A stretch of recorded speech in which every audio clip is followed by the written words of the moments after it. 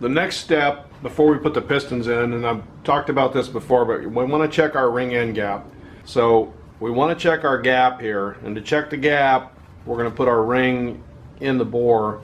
And in order to check that correctly, the ring has to be squared up, because if I got the ring in there and I'm at an angle one way or another, it's going to give me a false reading here. So a really good practice, they do make ring squaring tools for this. You can use a bolt around here if you want to, but one of the ways that I've discovered is I just take one of the pistons, and this really only works if you have a flat top piston like we're putting in here, or even if you have a dish. But if you have like a dome piston, it doesn't really work that good. So I take the piston and I put the oil ring on it. So I've got the oil ring on, but I left the other two rings off, and then I just take and I put my ring in the bore here.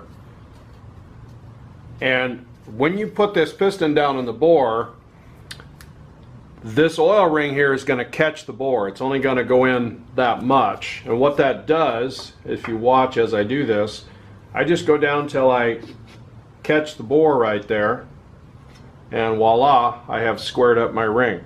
And now I want to check that gap. I'll try to get a little closer of a shot on that. So our gap is right there. If I put a light down here, you can probably see that better. You can see that our gap is right there. We have to check that gap and make sure it's within specs.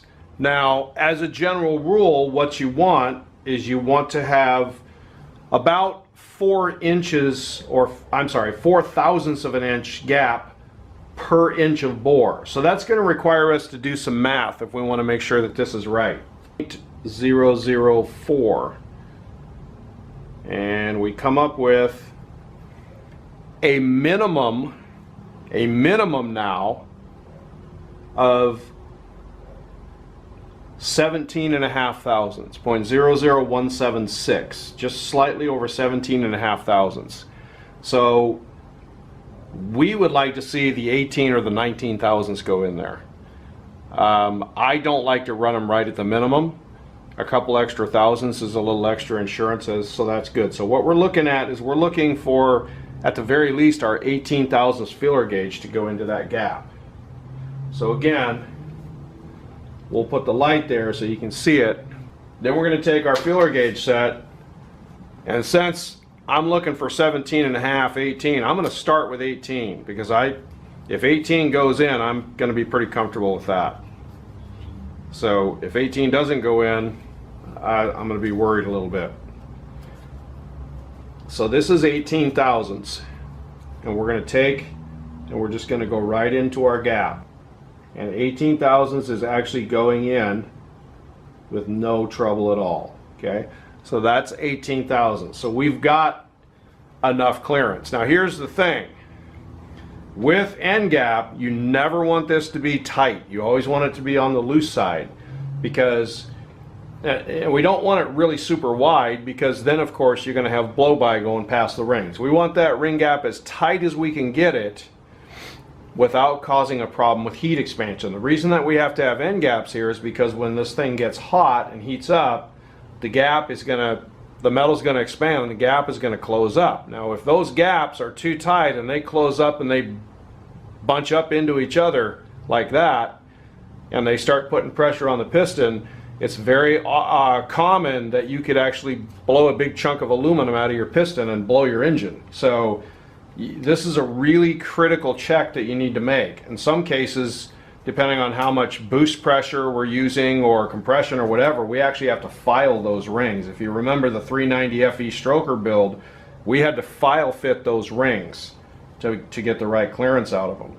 So that was 18. I'm going to go ahead and I'm going to see if 19 goes. And we'll try 19 in there.